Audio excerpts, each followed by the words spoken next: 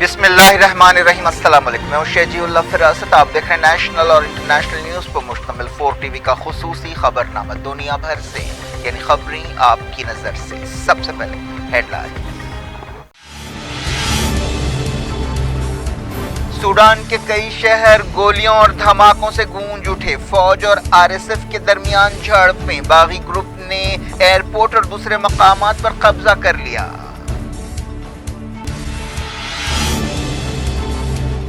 हुसियों और सऊदी अरब के बीच मुसलसल दूसरे दिन कैदियों का तबादला। इतवार को भी अमल जारी रहेगा।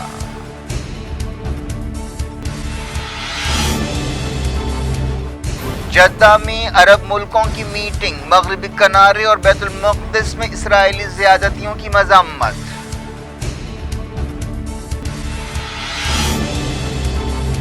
अरब लीग में सीरिया के शामिल होने के इम्कानात बढ़े। सऊदी अरब और इत्तेहादी बहरान के सियासी हल में अहम रोल अदा करेंगे।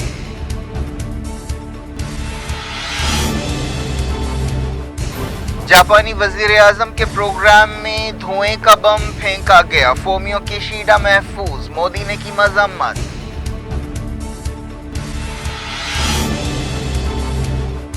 यूक्रेन के स्लोवेनिक शहर में अपार्टमेंट ब्लॉक पर रशिया का हमला। 8 हलाक। ब्राजील के सदर और जर्मन वजीर खारजा ने की जंग पर शी जिनपिंग से बातचीत।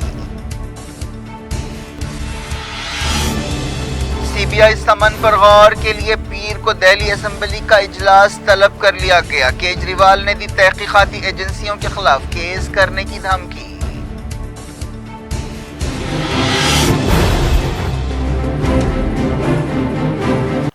हेडलाइंस आपने देखी। अब खबरों की तफसील की तरफ आपको लिए चलते हैं। सूडान का दारुल हुकूमत खर्तूम और दूसरे शहर धमाकों और गोलियों की आवाज़ों से गूंज उठे, जहां फौज और एक हथियारबंद ग्रुप के दरमियान झड़पें शुरू हो गई। कई दिनों से फौज और उसके इस ग्रुप के दरमियान तनाव पाया जा रहा था। नीम फौजी दस्ते को फौज में शामिल करने के सवाल पर इख्तलाफात पैदा हुए थे, जिसके बाद नौबत यहाँ तक पहुँच गई।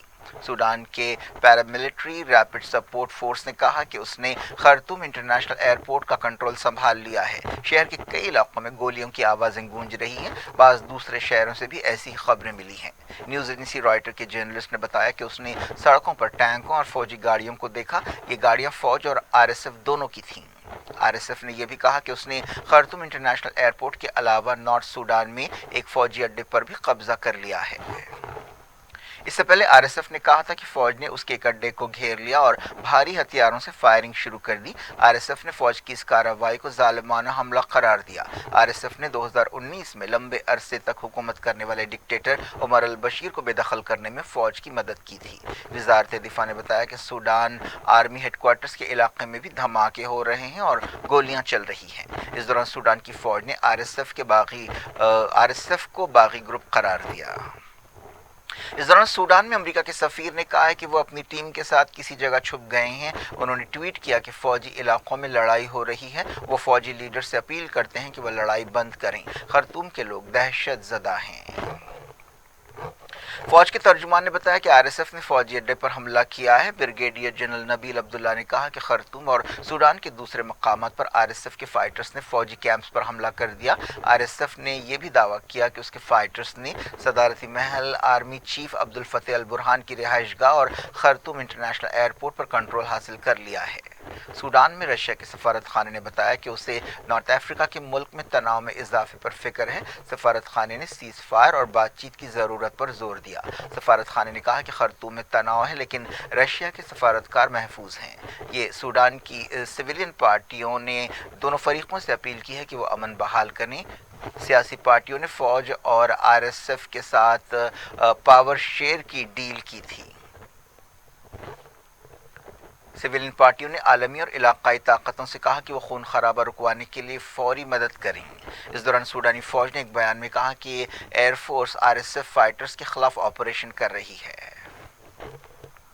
सूडान में इंडियन से कहा गया कि वो सफारत खाने में पनाह लें। खर्तूम में इंडियन सफारत खाने ने कहा कि फायरिंग और झड़पों के मद्देनज़र तमाम इंडियंस को मशवरा दिया जाता है कि वो घरों में रहें और बाहर ना निकलें। यह भी कहा गया कि वो अमन सुकून से रहें और सब्र से काम लें और अपडेट्स का इंतज़ार करें। GCC ملکوں نے سیریا بحران کو حل کرنے کی کوششوں میں عرب لیڈرشپ کی اہمیت پر زور دیا ہے۔ GCC لیڈرز کی ایک میٹنگ جدہ میں ہوئی جس میں بعض دوسرے عرب ملکوں نے بھی حصہ لیا۔ میٹنگ کے بعد ایک بیان جاری کیا گیا۔ GCC فارن منسٹرز اور ایجپٹ، عراق اور جارڈن کے وزیروں نے اس موقع پر سیریا بحران کے سیاسی حل کی اہمیت پر زور دیا۔ سعودی وزیر خارجہ فیصل بن فرحان نے اس میٹنگ کی میزبانی کی۔ انہوں نے عرب لیڈرشپ کے رول کے لیے ایک میکانزم بنانے سے اتفاق کیا۔ بیان میں کہا گیا کہ عرب لیگ میں سیریا کی واپسی کے بارے میں بھی بات چیت کی گئی۔ بعض عرب ملکوں نے سیریا کے ساتھ تعلقات سدھارے ہیں۔ 2011 میں سیریا جنگ شروع ہونے کے بعد سے اسے عرب لیگ سے نکال دیا گیا تھا اور آپسی تعلقات بھی توڑ لیے گئے تھے۔ قطر کے وزیر اعظم شیخ محمد بن عبد الرحمن الثانی نے حال ہی میں کہا تھا کہ 2011 میں سیریا کو جس وجہ سے عرب لیگ سے نکالا گیا تھا وہ وجہ ابھی برقرار ہے۔ UAE اور عمان نے حالیہ عرصے میں بشار الاسد کی میزبانی کی۔ پچھلے ہفتے سعودی وزیر خارجہ فیصل بن فرحان نے سیریا کے وزیر خارجہ فیصل مقداد سے سیریا بحران کے سیاسی حل کے بارے میں بات چیت کی تھی۔ فیصل بن فرحان نے کہا تھا کہ سیاسی حل تلاش کرنا بہت ضروری ہے کیونکہ سیریا کا استحکام، سیکیورٹی اور علاقائی اور عرب پہچان کی حفاظت کی جا سکے۔ یمن کے حوثیوں اور سعودی عرب کے درمیان مسلسل دوسرے دن قیدیوں کا تبادلہ ہوا۔ International committee of red cross ان کوششوں میں تعاون کر رہی ہے۔ اس سلسلے میں سعودی عرب اور حوثیوں کے کنٹرول والے علاقوں کے بیچ فلائٹس چلائی جا رہی ہیں۔ تقریباً 900 قیدیوں کو رہا کیا جا رہا ہے۔ 8 سال سے جاری جنگ کو ختم کرنے کے لیے سرگرم بات چیت کے بیچ یہ تبادلہ ہوا۔ سعودی شہر ابہا سے قیدیوں کے ساتھ پہلی فلائٹ حوثیوں کے کنٹرول والے صنعاء روانہ ہوئی جس میں 120 حوثی قیدی سوار تھے۔ اس کے بعد صنعاء سے ایک فلائٹ 16 سعودیوں اور 3 سوڈانیوں کو لے کر روانہ ہوئی۔ سوڈان سعودی اتحاد میں شامل ہے اور میدان جنگ میں اس نے اپنے سپاہیوں کو روانہ کیا ہے۔ اس کے بعد موکھا شہر سے جس پر سعودی اتحاد کا کنٹرول ہے 3 فلائٹس روانہ ہوئیں جن پر 100 حوثی سوار تھے۔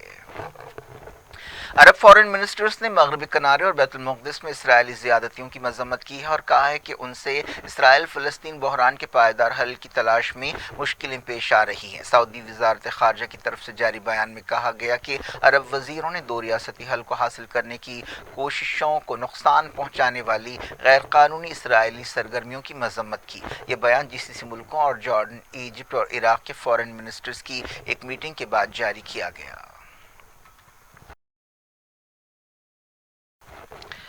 ایران کے صدر ابراہیم رئیسی نے کہا ہے کہ فلسطینی عوام کی بے مثال مزاحمت پوری انسانیت کی طرف سے تعریف کی حقدار ہے۔ قدس ڈے کے موقع پر ایک جلسے سے خطاب کرتے ہوئے ایرانی صدر نے کہا کہ ہمیں مزاحمت کی تائید کرنے میں کوئی جھجک نہیں ہے اور اسلامی جمہوریہ مزاحمتی محاذ کی مدد کرتا رہے گا۔ انہوں نے اس بات پر زور دیا کہ اسرائیل کے ساتھ تعلقات معمول پر لانا فلسطینی عوام کے ساتھ غداری ہے اور یہ مزاحمتی محاذ اور فلسطینیوں کی پیٹھ میں چھرا گھونپنے کے برابر ہے۔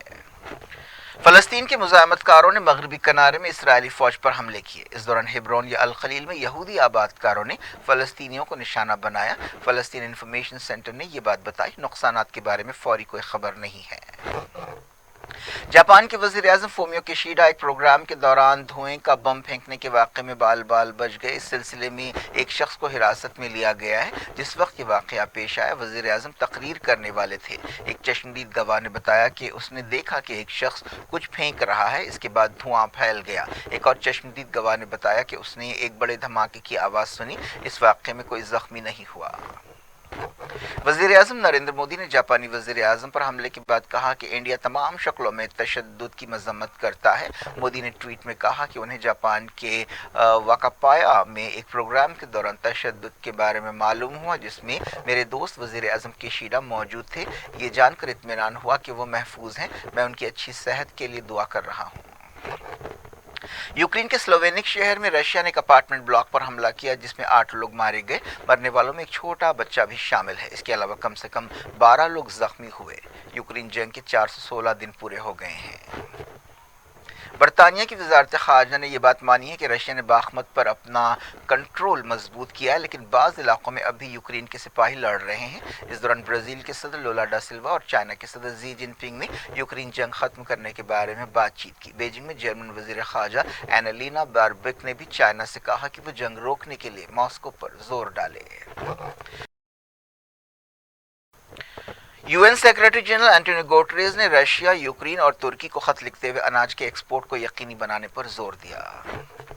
فرانس میں میکرون حکومت کے پینشن پلان کے خلاف احتجاج جاری ہے۔ اس دوران ایک عدالت نے اس پالیسی کی تائید کی۔ کئی مہینوں سے اس منصوبے کے خلاف احتجاج ہو رہا ہے، جس کے تحت ریٹائرمنٹ کی عمر 62 سال سے بڑھا کر 64 سال کر دی جائے گی۔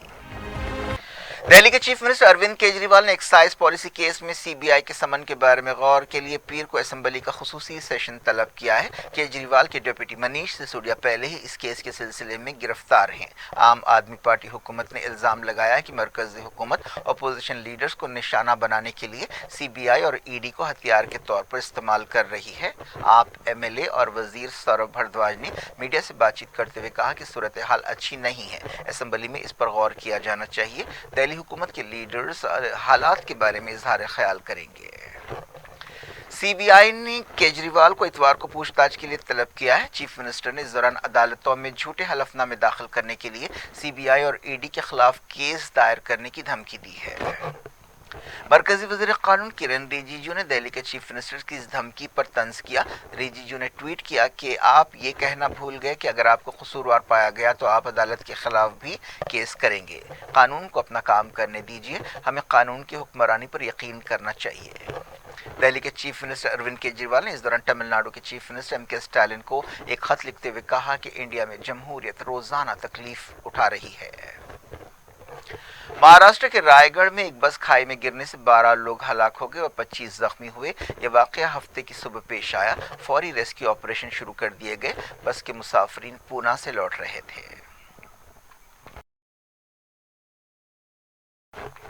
انڈیا میں 10,753 نئے کووڈ کیس پائے گئے۔ اس کے ساتھ ہی ایکٹیو کیسز بڑھ کر 53,720 ہو گئے۔ وزارت صحت نے بتایا کہ پچھلے 24 گھنٹوں میں 27 موتیں ریکارڈ کی گئیں۔ ان میں دہلی کی 6، مہاراشٹر کی 4 اور راجستھان کی 3 موتیں شامل ہیں۔ کیا کچھ ہو رہا ہے آپ کی دنیا میں؟ آخر میں ہیڈ لائنز دنیا بھر سے ایک بار پھر دیکھتے ہیں۔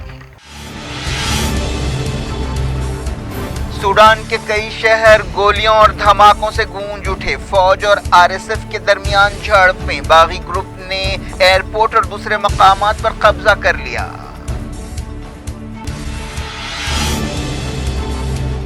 حوثیوں اور سعودی عرب کے بیچ مسلسل دوسرے دن قیدیوں کا تبادلہ۔ اتوار کو بھی عمل جاری رہے گا۔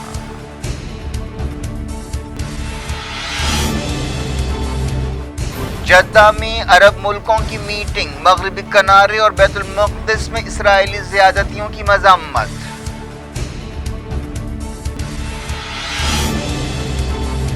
عرب لیگ میں سیریا کے شامل ہونے کے امکانات بڑھے۔ سعودی عرب اور اتحادی بحران کے سیاسی حل میں اہم رول ادا کریں گے۔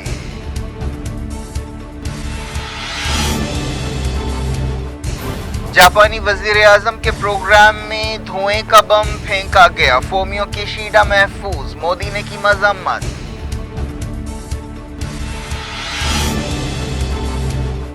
یوکرین کے سلووینک شہر میں اپارٹمنٹ بلاک پر رشیا کا حملہ، 8 ہلاک۔ برازیل کے صدر اور جرمن وزیر خارجہ نے کی جنگ پر ژی جن پنگ سے بات چیت۔ سی بی آئی سمن پر غور کے لیے پیر کو دہلی اسمبلی کا اجلاس طلب کر لیا گیا۔ کیجریوال نے دی تحقیقاتی ایجنسیوں کے خلاف کیس کرنے کی دھمکی۔